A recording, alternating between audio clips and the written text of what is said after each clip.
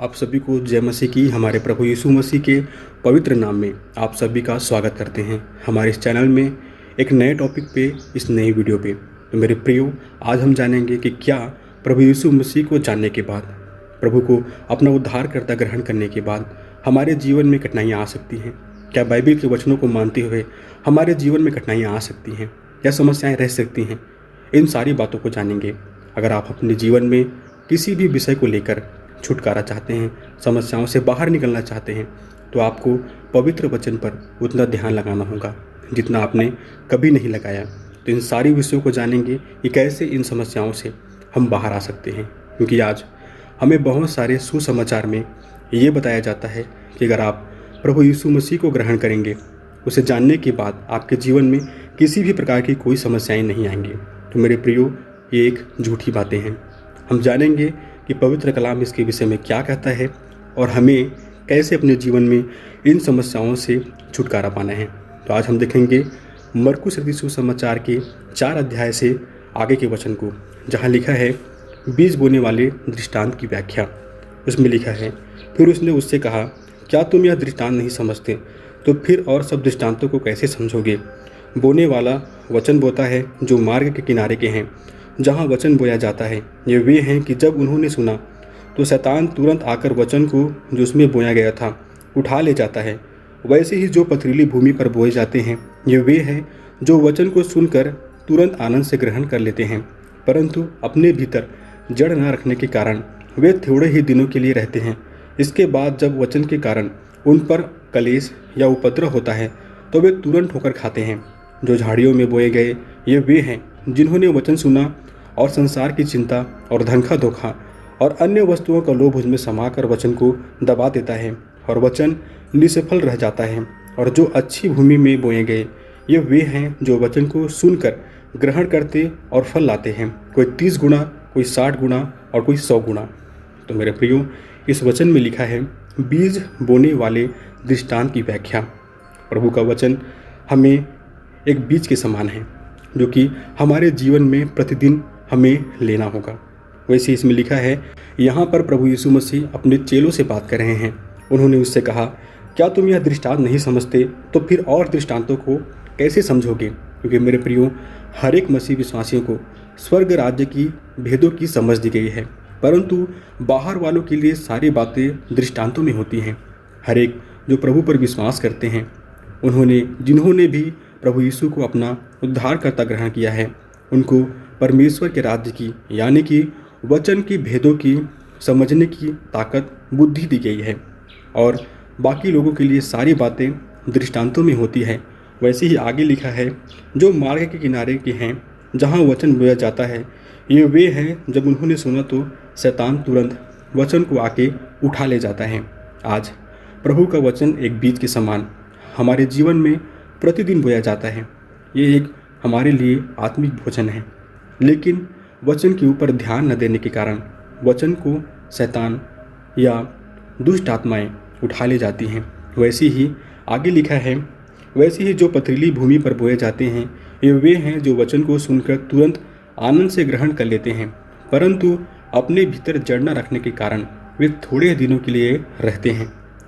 जब आपने वचन सुना, वचन की बातों में आपने गहराइयों में जाके आपने उन वचनों को सुना, उसके बाद आपने रिपेंट किया, आपने पश्चाताप किया और मन फिराकर तुरंत उन वचनों पे चलने के लिए आपने प्रयास किया, परंतु अपने भीतर उन बातों को आपने स्थिर नहीं किया, आपने उन वचनों की गहराइयों को ध्यान नहीं दिया।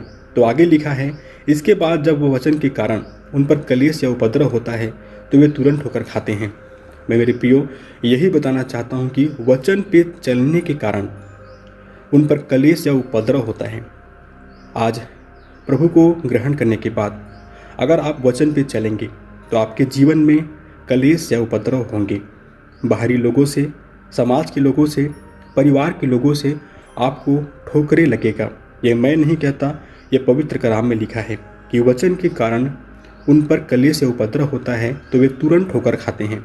आपके जीवन में आपको प्रभु के मार्गों पे चलने के लिए कठिनाइयाँ आएंगी, लोग आपको रोकेंगे, आपको बहुत सारे गलत बातें बोलेंगे जो आपके जीवन में नहीं होना चाहिए।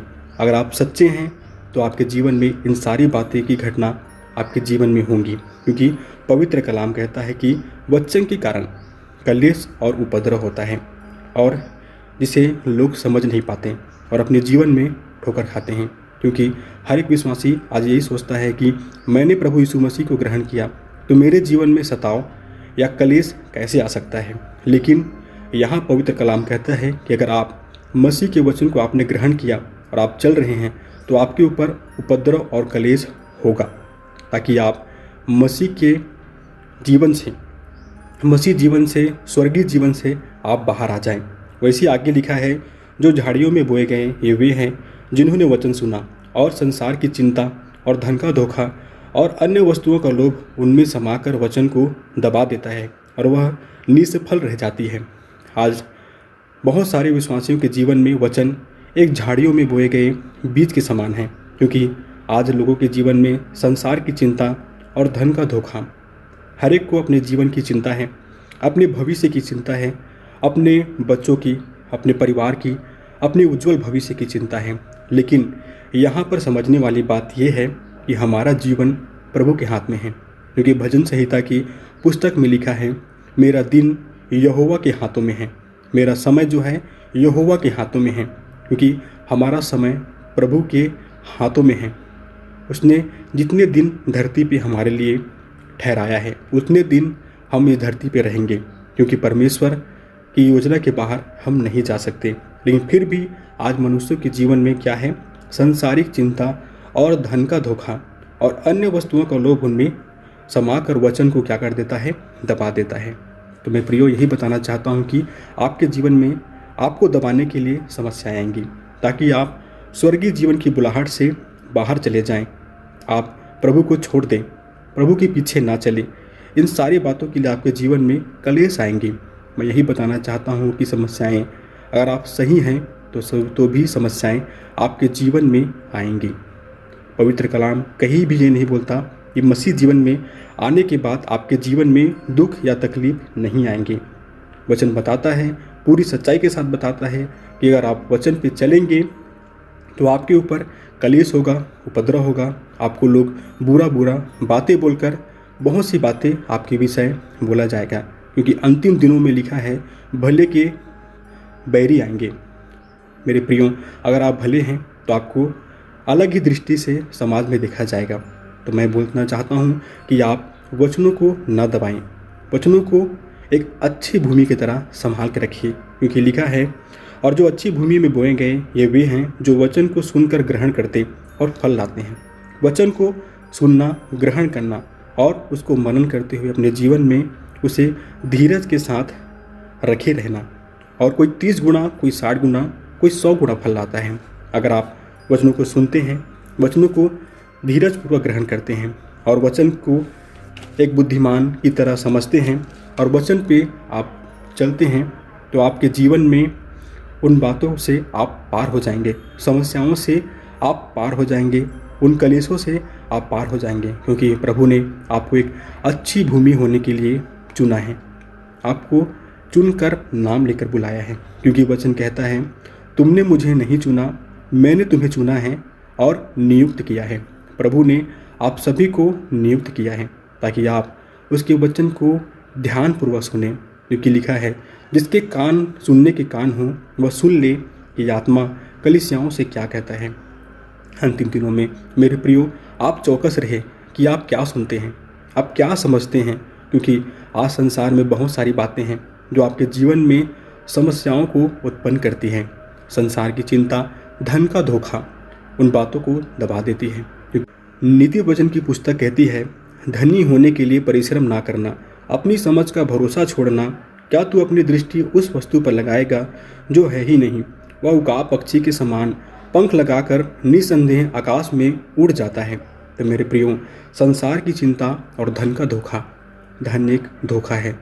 अगर आप जो रईस होना चाहते हैं, जो अमीर बनना चाहते हैं, आगे वचन में लिखा है, वो नाना प्रकार की समस्याओं में फंसते हैं, नाना प्रकार की परेशानियों में फंसते हैं, और वो परेशानियाँ जीवन में पाप को जन्म देती हैं और पाप मृत्यु को ले आती है। तो मेरे प्रियो, धनी होने के लिए परिश्रम ना करना, यानी कि उन कामों को ना करना, क्योंकि यहोवा आप तुम्हें लिए फिरेगा और अकाल में भी तुम्हें घटी ना होगी। प्रभु ने मेहनत करने से हमें नहीं रोका, लेकिन आप धनी होने के लिए ही बस परिश्रम करते हैं। आप वचनों को ध्यान नहीं देते, संसारिक बातों में लगे रहते हैं। तो ये एक वचन को दबाने वाली बातें हैं जो आपके जीवन में समस्याओं को ले आएंगी और हमें समस्याओं से पार आना है।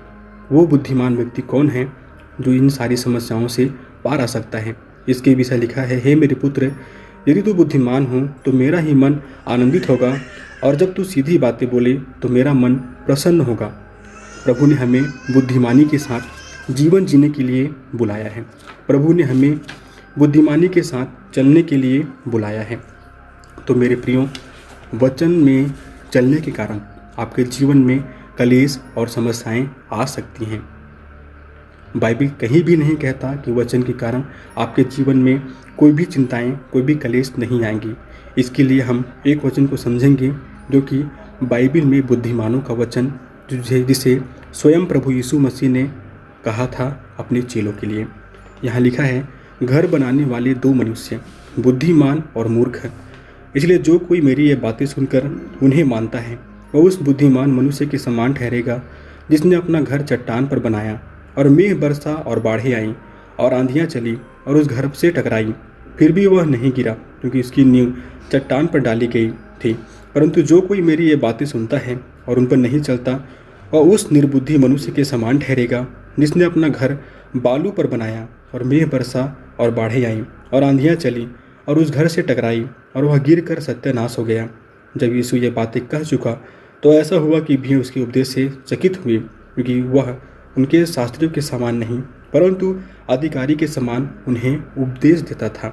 यह वचन मत्ती रचित सुसमाचार के 7 अध्याय 24 पद में लिखा है। ये घर बनाने वाले दो मनुष्यों के बारे में, एक बुद्धिमान है, एक मूर्ख है। क्या आप बुद्धिमान हैं? क्या आप प्रभु के वचनों को समझने वाले हैं? क्योंकि अच्छी भूमि में बोए गए वे लोग हैं जो बुद्धिमानी के साथ उन वचनों को ग्रहण करते हैं, क्योंकि लिखा है, वचन को ग्रहण करने के बाद, वचन में चलने के बाद आपके ऊपर सताव और समस्याएं आ सकती हैं। इसीलिए आप एक अच्छी भूमि बने, अपने ऊपर इन बातों को समझें कि वचनों को धीरज के साथ कैसे अपने जीवन में पूरा करें, क्योंकि लिखा है कि जो मेरी बातों को सुनता है वह उस बुद्धिमान मनुष्य के समान ठहरेगा जिसने अपना घर चट्टान पर बनाया। यह एक बुद्धिमान व्यक्ति का जीवन है जो बातों को समझता है और अपना घर चट्टान पे बनाया। उसमें मेघ बरसा, बाढ़ें आई, आंधियाँ चली और उस घर से टकराई, फिर भी वह नहीं गिरा क्योंकि उसकी नींव चट्टान पर डाली गई थी। यह एक धर्मी का जीवन है। एक धर्मी के जीवन में भी जिसने प्रभु के वचन को ग्रहण किया, उसके जीवन में मेघ बरसा, बाढ़ें आईं, आंधियाँ चली, फिर भी उसका घर नहीं गिरा क्योंकि उसका घर प्रभु के वचन में बना था। आपको प्रभु के वचनों को समझना होगा ताकि आप समस्याओं से पार आ सकें, क्योंकि समस्याएं हमेशा नहीं रहती। क्योंकि लिखा है, राजपद पीढ़ी से पीढ़ी तक बनी नहीं रहती। मेरे प्रियो, कोई भी पद पीढ़ी से पीढ़ी तक नहीं चलता। उसी तरह वचन में चलना आपके कलेशों को दूर करता है, आपकी समस्याओं से आपको पार ले आ सकता है। इसीलिए वचनों को एक बुद्धिमान की तरह अपने जीवन में ग्रहण करें ताकि आप समस्याओं से पार आ सके। वैसे ही लिखा है कि एक और मनुष्य है जिसने अपना घर रेत में बनाया, मेघ बरसा, बाढ़ें आईं, आंधियाँ चली, उस घर पे टकराई और वो बह गया, वो नष्ट हो गया। तो यहाँ प्रभु यीशु मसीह बताना चाहते हैं, एक धर्मी के जीवन में और एक पापी के जीवन में भी, दोनों के जीवन में तकलीफ़ें आएंगी, समस्याएं आएंगी। कहीं भी बाइबल में नहीं लिखा कि आप प्रभु यीशु मसीह के वचनों पे चलने के बाद या प्रभु को ग्रहण करने के बाद आपके जीवन में कोई भी समस्याएं नहीं आएंगी। आपके जीवन में समस्याएं आएंगी। आप धर्मी हैं तो भी आएंगी, पापी लोगों के ऊपर तो भी आएंगे। आप वचन को ध्यान से मनन करें, वचन को समझें कि क्या आप बुद्धिमानी के साथ जीवन बिता रहे हैं, क्या आप प्रभु के कलाम के साथ अपना जीवन बिता रहे हैं। तो हर दिन वचन को ध्यान से पढ़ें ताकि आप इन सारी समस्याओं से पार आ सकें, क्योंकि प्रभु ने आपको चुना है, प्रभु ने आपको नियुक्त किया है ताकि आप एक अच्छी भूमि बन सकें। हर दिन उन बातों को समझें, क्योंकि झूठी बातों की बोलने वाला, हर एक झूठ का चाहने वाला और हर एक झूठ का करने वाला स्वर्ग से बाहर रहेगा। आप झूठी बातों में अपना मन न लगाएं, क्योंकि प्रभु ने हमें अपना पवित्र वचन दिया है। आप वचन को समझें कि आप क्या समझते हैं, क्या सुनते हैं और कैसा आप उन पर चलते हैं, क्योंकि वचन को मानने के बाद भी आपके जीवन में समस्याएं आएंगी। वचन पे चलने के बाद भी आपके जीवन में समस्याएं आएंगी, और ये समस्याएं परमानेंट नहीं हैं। ये समस्याएं सदा के लिए नहीं हैं, क्योंकि लिखा है, यद्यपि रात को रोना पड़े परंतु सुबेरे आनंद पहुँचेगा।